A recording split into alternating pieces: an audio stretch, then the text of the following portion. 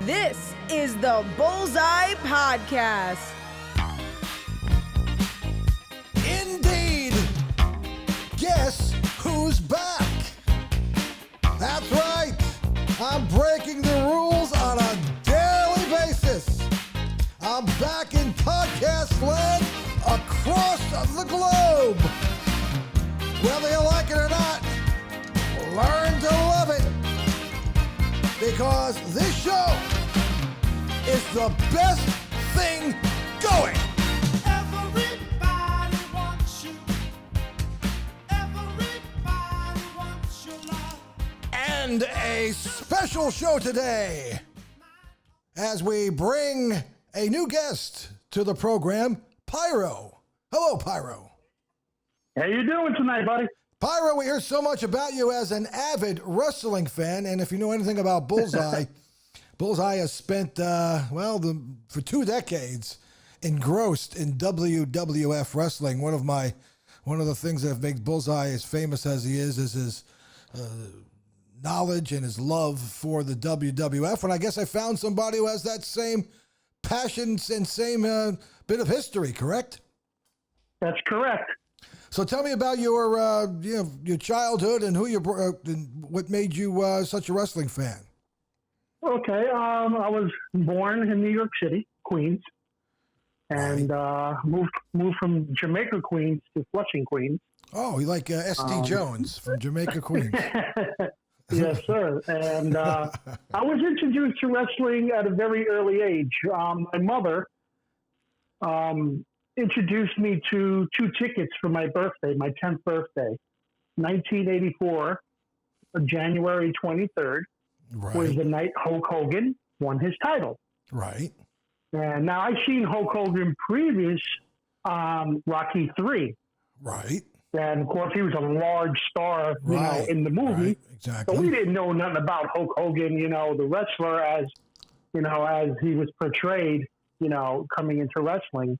And my mother, that was my birthday. That was my birthday present, even though it was 2 days after my birthday. Right. We took the ride down there on the 7 train, and we entered Madison Square Garden. And of course, the card was pretty cool. You know, you had Sergeant Slaughter, you had Iron Sheik, you know, versus Hulk Hogan. Right.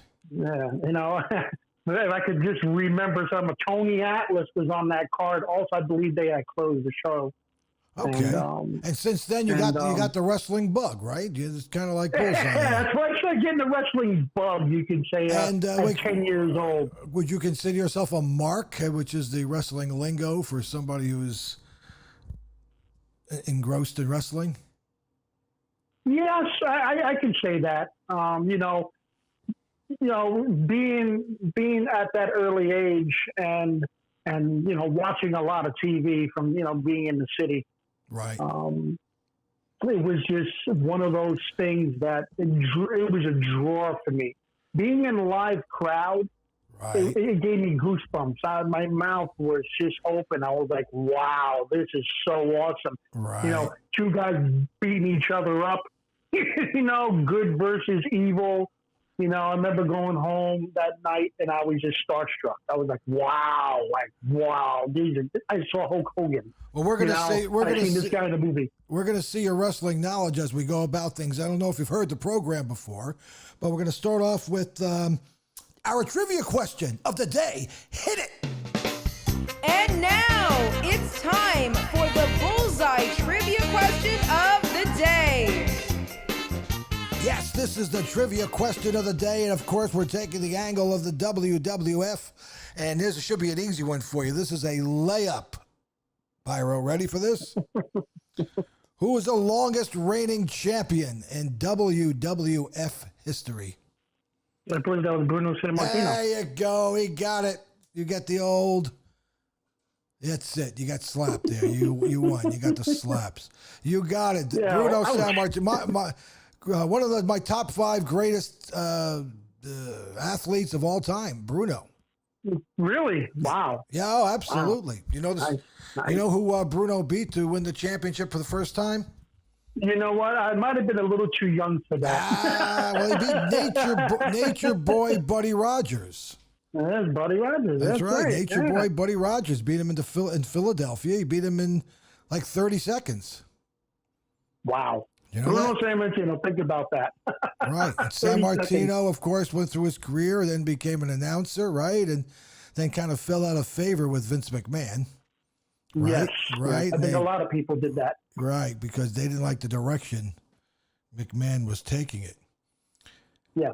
And today, wrestling is not the same. I know it's still popular, but it's not like it used to be, like nothing is. That's why we have this show, talking about the old days. Now we're going to talk about some wrestlers. Yes, this is the Bullseye Top 100. Take it. This is the Bullseye Top 100. All right, Bullseye Top 100. We're going to talk about the greatest heels in wrestling history. All right, I'm going to throw some names at you, and you're going to give me your. You think you can handle this? Yeah. All right. Let me give you a name here. Ready? Superstar Billy Graham. Oh, man. Very charismatic. Right. Very charismatic. Paradise Valley, Arizona, via Venice Beach, California, who became a martial artist at the end. Remember, he became the martial art wrestler. Yep.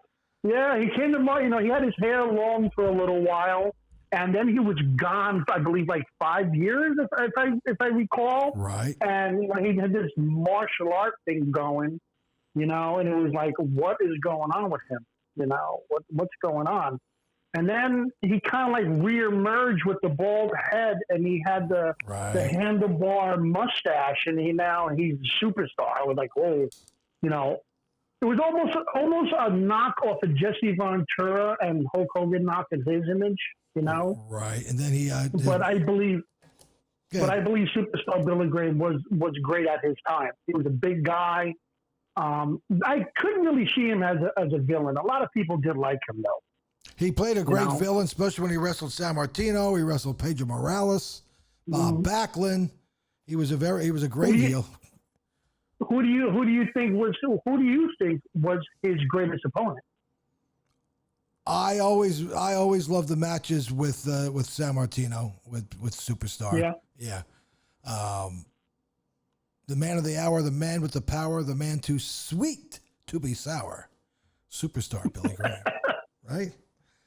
How about this guy here? What do you know about Ivan Koloff? Ivan Koloff, I remember him being in WCW days with, of course, Nikita Koloff. I thought he was. Well, they were brothers. They were. They played the Bolsheviks. They played as brothers, the Bolsheviks, right? The Bolsheviks. The Bolsheviks, yes, right. The Bolsheviks. I believe he's a small guy, very hard pounding, no nonsense kind of guy in the ring. He would hurt you. The Russian Bear, Ivan Koloff. Very strong.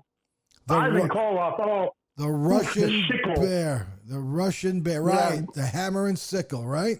The sickle. He was never, from my WCW days, I remember him and the Koloffs, battling the Four Horsemen, battling the Road Warriors. Dusty Rhodes is one of his, greatest rivals. Sting, another one that, they had great matches. Ivan Koloff, I think, was one of the best villains that came up. And a good draw. He was a big guy, bald, scary, one guy you couldn't mess with. Now, you said you're a big WCW guy, right? And then, so did you go when the big shift became apparent, right? When everybody was leaving from a Hogan to Bret Hart to just about everybody, right? At that time. I was an NWA fan. I was really an NWA fan. You were Ric Flair, the Four Horsemen. Ric Flair was Four Horsemen when the Undertaker was Mad Mark Calloway, and and you had Jerry Lawler back down south. Jim Crockett had a great lineup of wrestlers. that territory could not be touched. I don't remember and- much. I don't remember much of the Undertaker as Mark Calloway. Why Yeah, Mad Mark Calloway actually was. He was like that. That was the breeding ground of the skyscrapers with Danny Spivey. Oh, those guys came up. Those guys came up, and of course, when he left to the WWF to become the Undertaker, Sid Vicious took his place and became one of the skyscrapers with Dan Spivey. And then Sid Vicious went back to the WW. We're going to call it WWE for just for the sake of discussion here, even though they had switched. Sid Vicious then went back to the WWE, right? And had a pretty good career. Yes. Even won the championship. Even won the championship. Yeah, became right? Psycho Sid. Yeah, he became Psycho Sid, right? Psycho Sid, and I can say another big dude that was a pretty good villain. Unfortunately, those guys never really got the credit where credit was due. Those big guys they were a good draw because they were big, but their wrestling style, like Kevin Nash and even the Undertaker, not to take anything away from the Undertaker. As the Undertaker got older, of course, he started to, simmer down. But his early days when he came into the WWE, he was phenomenal, jumping off the top rope, jumping over the rope. A guy 300 plus pounds doing the stuff that he did was remarkable. Now, you think Kevin Nash was better as Diesel or better as Kevin Nash? I think he was better as Kevin Nash. To tell you the truth, but he's such a politician, behind closed doors. I think his reputation, is not the greatest with other wrestlers. Well, that goes as well with Razor Ramon, right? Scott Hall. Yeah, Scott Hall. Was he better as Razor Ramon or better as Scott Hall? I liked him when he was Scott Hall, when he was teaming up with Magnum TA. When he was with Diamond Dallas Page. Right. When they both came up. Yeah. People forget that was WCW with Eric Bischoff, right? He was running the show there. He was Eric Bischoff. That's when Turner took over, when Turner broadcasted, of course. Ted Turner had the billions of dollars, and he wanted to, make wrestling. And, everybody just wrestling. What's it called? Wrestling. It's called wrestling. And basically, all that money was a draw for all those guys who were performing in the WWE, which was sad to say because guys like Scott Hall, Razor Ramon, was outperforming some of these guys, and he could only make it to the intercontinental level, not the heavyweight championship level. So what are you going to do? You're going to go where the grass is greener, and you're going to make more money, and you're going to bring your boys with you, and that's what happened. And the Monday Night War started. Oh, that was probably the best. I was loyal to Vince McMahon. Though, I have to tell you, I was loyal to the WWE. I was loyal to the WWE. I was loyal to both, but WCW. See, there was something about WCW. I loved Sting. Sting was one of my favorite wrestlers. So I always kept, Sting, the Road Warriors, Ric Flair, the Four Horsemen. I always liked that old school style wrestling. Now, not to take anything away from the WWE. WWE became very theatrical. It became more. Well, they had the Attitude Era came in to kind of that. The Attitude Era was really bad. Oh, WCW, but everybody forgets about ECW, Stone Cold Steve Austin coming from there, and also he was from WCW. Well, he was Stunning Steve Williams, wasn't he? He was Stunning Steve Austin. That's right. He was with Brian Pillman. They were both tag team partners. Right. And WCW. And the WWE back in the 90s, they had transformed everything. They went from your whole household, weekends, with the family, we're going to watch some wrestling. Honky Tonk Man, Macho Man, Ricky Steamboat. Loved Honky Tonk. To the 90s where we're going to spice things up because we need to bring up our ratings. Right. So, which I believe was one of their greatest eras, was the early 90s. Now, then the ECW came, and that's when that was Paul Heyman and Tommy Dreamer and people like that, right? And then McMahon. Sandman, Rhino, Sabu, Balls Mahoney. I took trips to Asbury. Took trips to Asbury Convention Center to watch those matches. And let me tell you something. You want to talk about a crowd, but we needed that. Us, wrestling fans needed a different approach. We like the violence. We like the chairs. We like the tables. We like tacks and barbed wire and steel cages. That's the old school of wrestling. That's why I'm on here, because this is what I love. I love the old school. Nothing better than a good old-fashioned steel cage match. Oh, my God. Jimmy Snooker from the top of the cage. Remember that? Absolutely. Absolutely. Old goes, Dusty Rhodes and Ric Flair. Another great, matchup in steel cage history. How about if I throw this name? Tell me what comes to your mind when I throw this name at you. Ready? It was a heel. A classic. Jesse Ventura. Jesse the Body Ventura. Jesse the Body Ventura. Every time that name pops up, I always think of him in Predator. Right. Or the Running Man. Jesse Ventura, one of the most charismatic men on the mic. The best. One of the best. The best. Him and Gorilla Monsoon were like peanut butter and jelly. And when he got on the mic with Vince McMahon, right. It was you had to laugh. You just had to laugh. And I date back now. You can go back on YouTube or social media and listen to his old tapes, of him sitting there. Gorilla! And Monsoon would go, "It's the irresistible force against the immovable object." Right? That was Andre versus Hulk Hogan. Oh, my gosh. WrestleMania 3. That WrestleMania 3. Pontiac Dome. That was great. Probably one of the most historic lead-ups to that was when Andre the Giant approached him on Piper's Pit. Yes. I remember that. If you remember that. Ripped the shirt and then cut his chest with his cross. And he with his cross. He ripped the chain right off. Yep, and Roddy Piper said, was on his knees and said, "You're bleeding. You're bleeding." And then the build-up, just the build-up, with Andre and Bobby Heenan, one of the best managers out there. And equal to him would be Paul Heyman now. But Bobby Heenan, best on the mic. One of the best instigators out there. Yeah, I used to love when he used to run around the ring and then slide, right? Slide through the ropes, slide out of the ring and run. Bobby, oh yeah. Unfortunately, he always used to get caught. And here's another guy who went to the WCW and did fantastic for them. Yes, he did. Yeah. He did great with Tony Schiavone. Yes, he did. And Tony Schiavone. He's still around, Tony Schiavone. Yes, he's an announcer for AEW. Yes. Which is the WWE's competitor, which you can say would be like another version of the Monday Night Wars. What would you do if I throw this name at you here? Adrian Adonis was a great. Wow, hero. Adrian Adonis. Wow, big guy. I remember him and Honky Tonk Man used to wrestle together at times. And McMahon kind of made him into an effeminate type of a character. Right?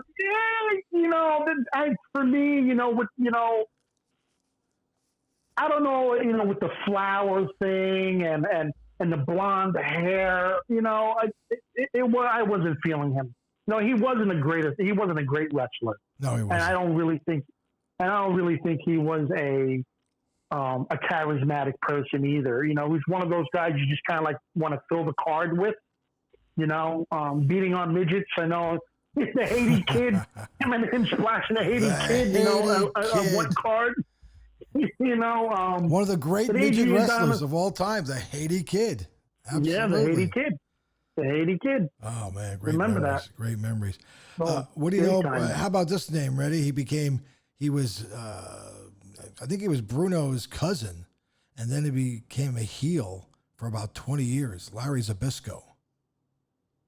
Larry Zbyszko, another WCW guy. Well, he became. He started with Bruno Sammartino, of course. Yeah, he did start with Bruno Sammartino. I think it was his cousin or it was his protege or something because he was from Pittsburgh. right? And then he Something left, like and that. then he beat up Bruno's son, David, right? Remember that? He beat David. David San Martino, yes. Right. Larry Zbyszko, you know, how can I say? He wasn't a bad wrestler. You know, he reminded me of Arn Anderson. He just wasn't a really big guy. You know, he wasn't in shape. You know, he could put a draw. I think his mouth was more better. He's almost like a Jesse Ventura than he was as a wrestler. Did you did you kind of like the heels better than the good guys, so to speak? I think the heels always carried the baby faces. Right. You know, for me, the best heel out there was Ric Flair. He was a heel his whole career, Ric Flair. He was you know what? He basically but I was give a him heel his whole credit. career. You know, even when he was bad, people loved him. Right. You know, even when he was bad, because he was, you know, he was the man. And Ric Flair, in my eyes, was the best heel. And I feel that the heels always have a better draw because you want to hate them. You know, you want them to lose. Right. You know, and then that draw, and like I said, there's not many heels out there that can really draw a crowd. Ric Flair was one of them. You know, he was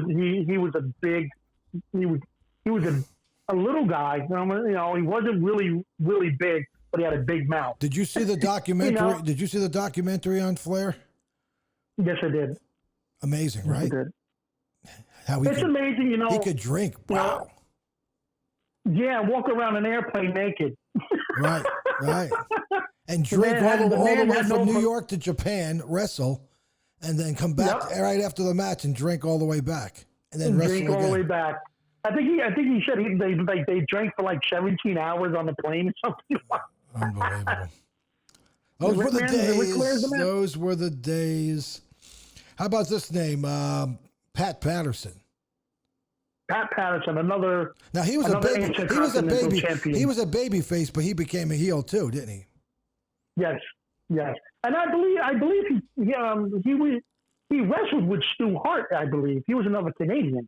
Right. And he was the Intercontinental Champion for a long time also. And I think he was one of the first Intercontinental Champions when the WWWF was formed. And then he became one of the Stooges, right? Vince McMahon's Stooges. Yeah, he became one of the Stooges. With the Jerry what was Briscoe. the other one? Bob Backlund, I think, was the other guy. No, it was Jerry Briscoe was a Stooge. Right? Jerry Briscoe. Yeah, Jerry Briscoe. The Briscoe Another brothers, right? The Briscoe brothers, right? Oh, great! What do you think? Remember Johnny Rodz, one of my favorites. I don't know him too much. Never won a match. Mr. Unpredictable, Johnny Rodz in the 60s. Wow. You kind of started in the 70s, right? I go back into the 60s. Yeah. Okay, let's talk about some tag teams. I throw this at you. The Blackjacks, Lanza and Mulligan, who became the Mulligan brothers. Blackjack Mulligan, I remember him. Blackjack Mulligan, Blackjack Lanza. No, I wasn't big on them. They were good heels. Well, tell me, give me your top wrestlers then. Give me your top wrestlers of all time. Top wrestlers of all time? Yeah, top heels of all time. Yeah, let's go. This is the Bullseye Top 100. Let's hear it. Okay. I'll say, of course, Ric Flair be on top of my list. Of course, Hollywood Hulk Hogan would be the second one. Played a great heel. Hogan played a great heel. And then I think that was the best turn in wrestling history. Do you remember the match when he turned? Yeah, it was on July 7th, 1996, Bash at the Beach. I know that day like by heart because I was sitting there watching the pay-per-view and I wanted to throw my damn shoe at the TV. Tell us about it. Who was he wrestling? Well, he wasn't wrestling anybody. He just came into the match. Oh, he came into the match, right. It originally started with Kevin Nash and Scott Hall, the Outsiders, versus Macho Man Lex Luger and Sting. That was the takeover, if you remember, when Kevin Nash and Scott Hall came, and we all thought that, the big guys from the WWE sent, Kevin Nash and Scott Hall to start picking at WCW, which wasn't true. It was all about money. And they said they had a third man. Don't worry about it. Of course, Lex Luger is in the match 1 minute and he gets knocked out, which Lex Luger is one of the worst wrestlers out there. But it was basically Sting and Macho Man, and they had poor Macho Man laying on the ground, and Hulk Hogan came out, and that's where the turn became. He gave him 2 leg drops, and the rest is history. The rest was history. I could say Ric Flair would be on the top of my list. Hollywood Hulk Hogan would be another one on my list. Ivan Koloff would be another one on my list. Would be my third heel, just because he was just a big, scary guy. He was really, really good at what he did. Mr. Fuji. Mr. Fuji, Taru Tanaka, and Fuji was a manager. And I remember the match when he threw salt in Haystacks Calhoun's eyes, and he went down, and then he took the horseshoe around Haystack's neck and was ramming it into his head. I was pissed. Hey, I like the Boogeyman. Remember the Boogeyman, Jimmy Valiant? No, I remember. Handsome I know Jimmy the new and Boogeyman. Luscious Johnny became, they were heel tag team champs, and then Jimmy Valiant became the Boogeyman. Not the Boogeyman, the guy with the worms, but the Boogeyman the dancing Boogeyman. Okay, right. Ready about, so how about Scott Steiner? Scott Steiner, it's right up your alley, right, that guy? Okay, say Scott Steiner. Which Scott Steiner are you talking about? Are you talking about the Steiner brothers, or are you talking about the NWO Scott Big Steiner? Papa Pump, Scott Steiner. Big Papa Pump is your hookup. Right. Holla, if you hear me. Right. I believe that was the best, just like Hulk Hogan. I think that was the best turn and best career change for the Steiners. The Steiner brothers were an excellent tag team. They had excellent matches. Those guys were powerhouses. They can wrestle. Not a big draw in the crowd because they were baby faces, but they can wrestle. But Big Papa Pump, when he became Big Papa Pump, and I watched that wrestling match when it was the Outsiders versus the Steiner brothers, and the gremlin face, dog face gremlin came up, and he was on his hands and knees, and Scott Steiner was right above him, and he gave him the wink to Scott Hall, and he turned on his own brother. It was a wrap. And he came out the following week with blonde hair and a black goatee. I said, "What happened to Scott Steiner?" And then he had the beat it headdress, right? Scott Steiner. Man, he had so many. He had another guy who's good on the mic. Didn't give a crap what you thought, and he let you know about it outside in the ring and behind backstage. Yeah, we have foul mouth, right? Yeah, it was one of the foul mouth wrestlers. Yeah. Kurt Angle became a heel. Kurt Angle became a heel. I thought Kurt Angle was a great wrestler, great draw, good on the mic. He had his ups and downs. I know personally. I think his greatest achievement was in TNA when he went over to TNA, right? And he did his work over there. Vince McMahon, I believe, let him go because of the alcohol. I think he had some painkiller problems because of his. Something had to do with drugs. Because he did win with a broken friggin' neck. You remember that, right? He did win. Yes, he did. Right? Yes. Yeah, I think he had some problems with that. And then I met him about 7 years ago when he was hoping to make a comeback, and he did. And McMahon brought him back to finish his career. Great wrestler. We mentioned Scott Hall. How about Jimmy Garvin? Wow, Jimmy Garvin. Oof. The man with hands of stone. Gorgeous guy, Jimmy Garvin. Oh, gorgeous Jimmy Garvin. Wasn't a bad wrestler. I think he was. I don't think he was great on the mic.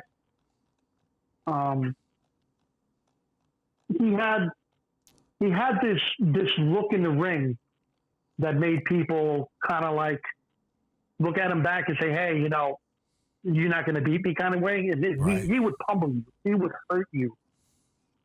What'd you think of Bret Hart? One of the greatest of all times? Excellent performer. You remember the Montreal screw job? Watch that. A lot of people say that was a job that was all, planned. A lot of people who were involved in that. Right. I don't know. People thought that Bret Hart knew what was going to happen at the end. Well, he spit on McMahon. That was the talk. He spit on that McMahon. That was the talk. That was the talk. Yeah, he did spit on him. He punched McMahon in the eye in the back. Right. That was in that movie. That documentary was in that one, right? Remember the documentary? That's correct. Came out? Right. And then he went to the WCW immediately after that. I think he had a contract signed, and that's why I think McMahon did that. That's correct. Right. He already had spoken to WCW about this multi-million-dollar contract, and that he was going to leave, but he wanted to leave on his own terms. Right. He wanted to relinquish the title. He didn't want to lose it in Canada. And apparently, he got screwed. But the thing about Bret Hart is Bret Hart he didn't step up for the guys in the back. If Vince McMahon said, hey, we're going to give you, $300,000 for the year, that was it. Bret Hart would agree to it. He never fought for what he really wanted, for what his championship was. He never acted like a pure champion. He just did what he did for the love of the business. Right. And which made other people look at him and say, wait a minute, shouldn't you ask for more money? I'm going to ask for more money. That's why Kevin Nash just got all kind of like stepped away, because they knew they deserved more money. But Bret Hart, I believe he was a true wrestler just because of the name, the Hart family. Right. I consider him one of the best wrestlers out there. True performer. What'd you think of his bro? Unfortunately, he could have been on a little longer in WCW, and he wasn't. He could have wrestled a little more, but then money talks. Those contracts were huge back then. You remember the day when McMahon dismantled the WCW, right? When he went in and Shane McMahon became the president. Yes, I watched that. I watched that on TV. The last Monday night of the Monday Night Wars is when the last match was Sting and Ric Flair, and I remember watching that, and it was so horrible. It was horrible to watch because they did it I believe they did it in Florida, and the matches were just plain garbage, and it was just one of those things, knowing that, those WCW guys that had the contract, they're going to go and the WWE, and try to make a name for themselves. And that was a sad day in WCW history when the McMahons took over that business. McMahon won the battle. He won the war. Yeah, he won the war. I give it to him because, he was standing on one leg, but when you see David Arquette win a title, right, it's bad for the other company. David Arquette won the title. Yeah. Hey, that's bad for business. Here's one of my favorite wrestlers of all time. Heel, good guy. We never knew what he was. Mick Foley. Cactus Jack. Was he better as Cactus Jack or Mankind or Dude Love or Mick Foley? Dude Love. Oh, I love Cactus Jack. I thought Cactus Jack was one of his best characters in Mankind.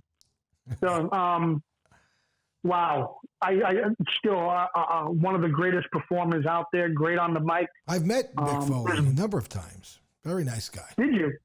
Yes, I met him. I actually interviewed him, and I think that's on YouTube somewhere. My interview with Mick Foley. It's on YouTube.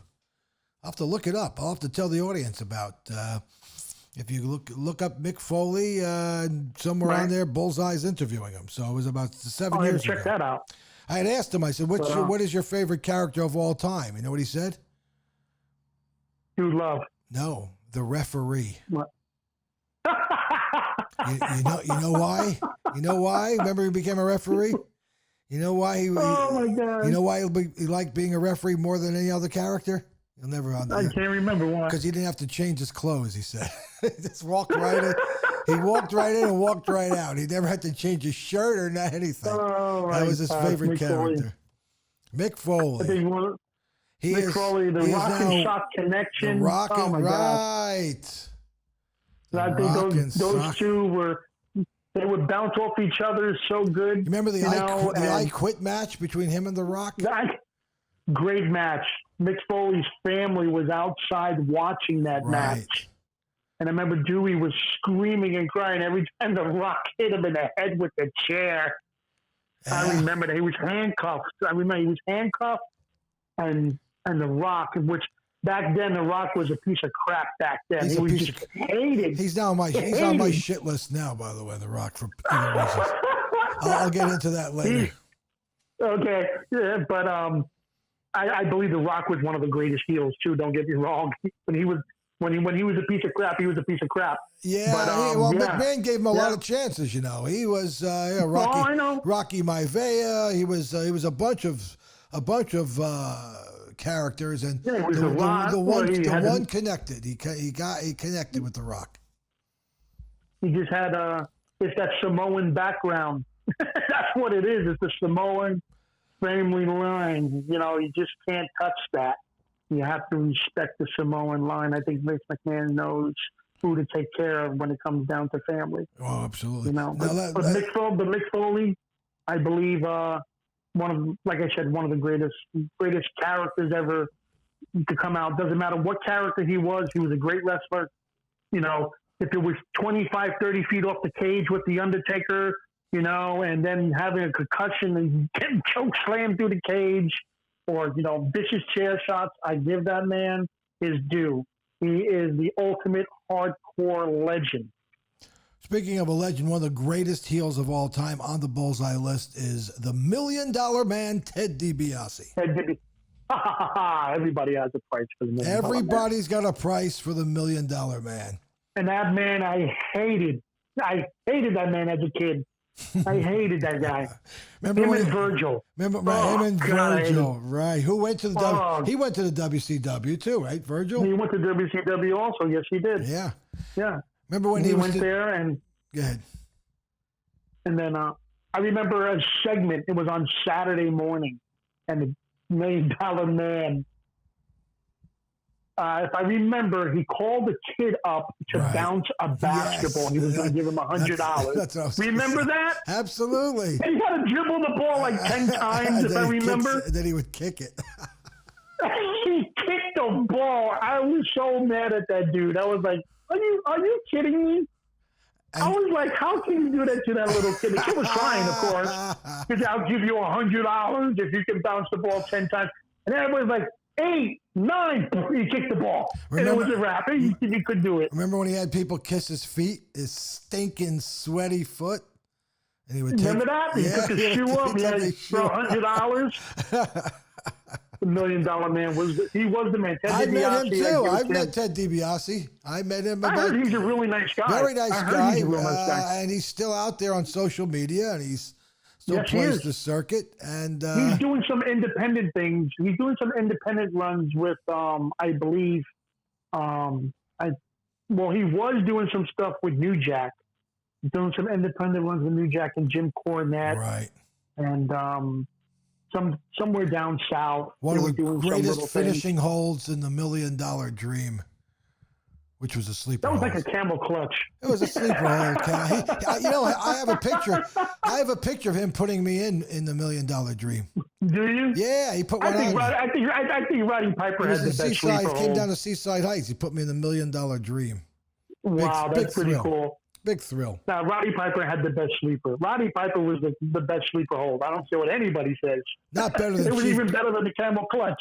Not better than Chief J Strongbow. Chief J Strongbow. Chief J Strongbow was a big guy.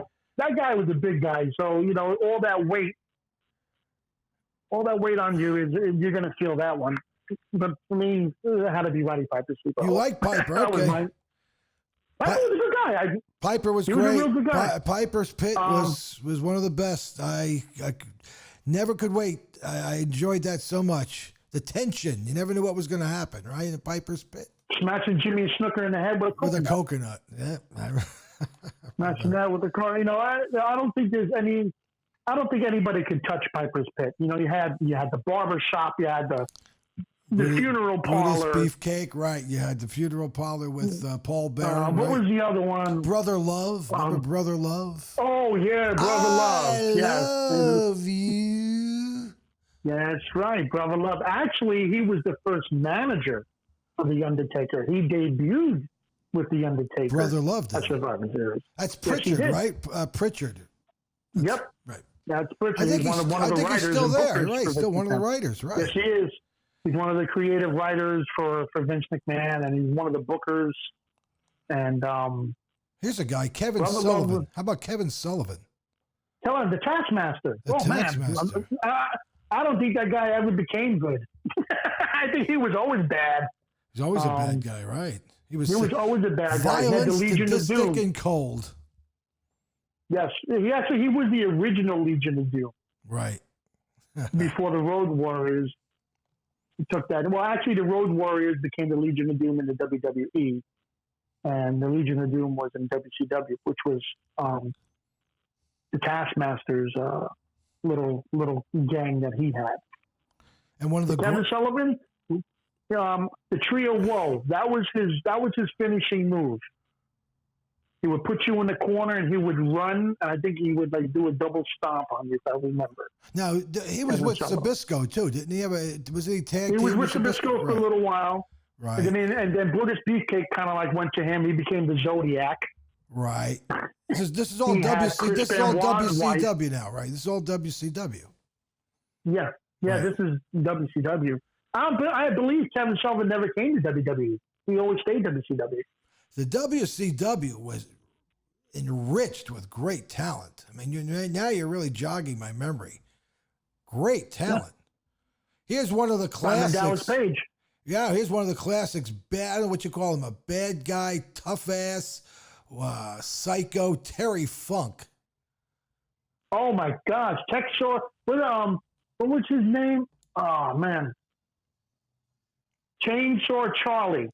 I remember. Yeah, that was his alter ego when he was met Terry Funk.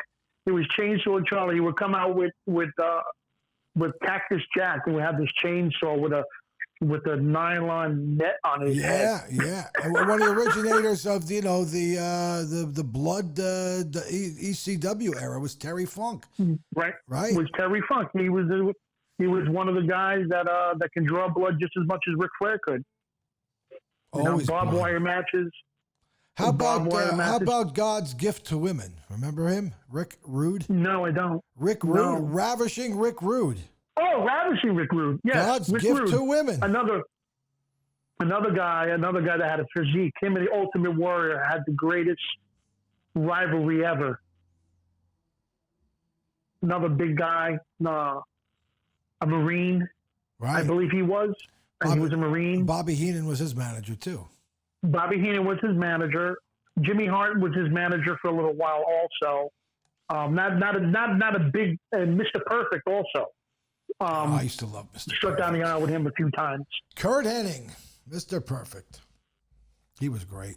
Another little guy that's equal to Kurt Angle. Great on the mic, good wrestler, a guy that you wanted to hate because he did everything perfect. He could shoot a basketball 80 feet from the other side of the court and make it. He threw a 300 bowling. He would throw a 300 in a bowling alley, right? Absolutely perfect. Absolutely. He'd take that chewing gum and spit it out and smack it into the audience. Right. You know, when I watch this Shark Tank program, there's this guy who calls himself Mr. Wonderful. And I go, Right. dude, there's only one Mr. Wonderful, and that was Paul Orndorff. Paul Orndorff reminded me of Lex Luger. They had the same physique. They had the same stiff body when they wrestled. But Paul Orndorff, he had this pile driver that made you cringe. Yes, he did. He did. Because when he did his pile driver, he actually jumped off the ground. A lot of times, if you look at Undertaker's pile driver, he does it with his knees and he goes straight down. Or even Kane when he did his pile driver. Owen Hart, another one. Owen Hart would just kind of lean back. and do his power driving. But when you looked at Mr. Wonderful, it's like he's jumping off, the bottom rope. I remember him doing it to Hulk Hogan, and I was like, how can you pick up a 300? I mean, Paul Orndorff was a strong guy, and to hold Hulk Hogan up and jump up and power drive him, it was unbelievable. Mr. That was Wonderful. one of the Madison Square Marches, Mr. Wonderful. The only Mr. Wonderful in my life is Paul Orndorff, Yes, sir. not Kevin O'Leary. Sorry. Let me go. How about this guy, Harley Race? Harley Race, one of the greats, man. One of the greats. I remember him when he was in WWE, King Harley Race. Wasn't he the first king of pro wrestling, Harley Race? Yes. A lot of people Yes, think he it was was. Jerry Lawler, but it was not. It was Harley Race. No. It was actually Harley Race. That's right. See what you learned And he from had this some show? great. Everyone's Yeah, walking around he thinks had- Jerry Lawler was the first king of wrestling. It was He Harley was Race. he was the king of Memphis. He wasn't the king of wrestling. Jerry Lawler. He was the king of another guy who was great on the mic too. You can't take nothing away from him. Oh, you're bringing back memories there, dude. Then, of course, one of my favorites of all time, Jake the Snake Roberts. Oh my God, that man used to scare me. I also met Jake the Snake Roberts, but I've gotten around. Well, you know what? I've watched a documentary about him, and it put me in tears. Yeah, he had some problems. For a man, Yeah. I saw that. he had some problems. But that man was dark. He was a dark individual, great on the mic. Oh my gosh. He would put, I get goosebumps talking about him now. Jake the Snake, he would put fear through the screen. And when he brought out Damien the Snake, what? Come on. And he never worked out. He would sit there, puff cigarettes. Time to come out, he threw the cigarette down and went out. He wasn't a big guy. He wasn't a muscular guy at all. And he is the creator of the DDT. He created that move. He named that move. That is his move. So now we're going after all these heels here. So as we go down the list, you mentioned Roddy Piper. He's definitely in the top three of greatest heels of all time, right? Greatest heel. Most definitely. Definitely. He is up there. Roddy Piper, great on the mic. He talked trash. You want to take your chair and throw it through the TV when he spoke. Unfortunately, after he left WWE and he went to WCW, he wasn't the same, I think the early days of Piper was good, even when he fought Ric Flair. And those late 70 matches, I've seen some of those matches. Another guy who wasn't big either. He wasn't a big muscular guy, but he can take a beating. And Roddy Piper can give a beating. He was actually he was an amateur boxer in real life. Right. Remember when we boxed Mr. T in WrestleMania 4? Was it or 3 or 4? He had the boxing match? No, I believe it was WrestleMania 2. 2. It was 2. Okay. He boxed him. There you He go. had boxed him. There you go. And then he slammed him at the end. He slammed him at the end. I remember that Cowboy Bob Orton with that damn cast on his arm. Cowboy Bob Orton. Ace. Cowboy Bob Orton. Ace. Yes. Now, talking about a heel, one of the greatest, I have him number 2 of all time here. The great, the legendary, one of my idols of all time, Vincent Kennedy McMahon. Wow, the transition for Vince McMahon. Wow. Right? From That from attitude era. the Attitude Era, from an announcer to a rogue promoter to Wrestler. a great wrestler. He was a good wrestler. Great I matches. couldn't take Great nothing away matches. from I think his best matches were with Stone Cold Steve Austin. Oh. Remember that scene in the hospital when he was in the hospital and Austin was hitting him with the bedpan? That was great. Mick Foley comes in there with the balloons and Mr. Sacco and Vince McMahon. You know what? I can give it to Vince McMahon. As long as you can make Vince McMahon money, he will take a shoot. You could talk about him, his wife, his family. As long as you can draw him money, it's a shoot. Remember with don't care. with the grapefruits When he we'd pull his pants down and people kiss his ass. Remember that? Oh yeah, with the Rocky Rikishi. Oh, Yeah. one of my favorite segments. Oh my gosh, when Rikishi came out, I was like, it's on. With the grapefruits. He had the grapefruits. Oh my god. We can go on forever here. We're gonna be wrapping it up soon. We're talking heels again. Number one heel of all time, the 60-minute man, 16-time world champion, Ric Flair. Woo! That is. He is. He is. He is great on the mic. He pushed wrestlers to the distance. He made Sting. I can say that. Dusty Rhodes, even though Dusty Rhodes was a booker back in the NWA days. Right. One of his greatest matches I remember was Ricky Steamboat. Yes. That long match. It was, I believe, over an hour. The Four Horsemen, that creation was the greatest faction to the side of the NWO.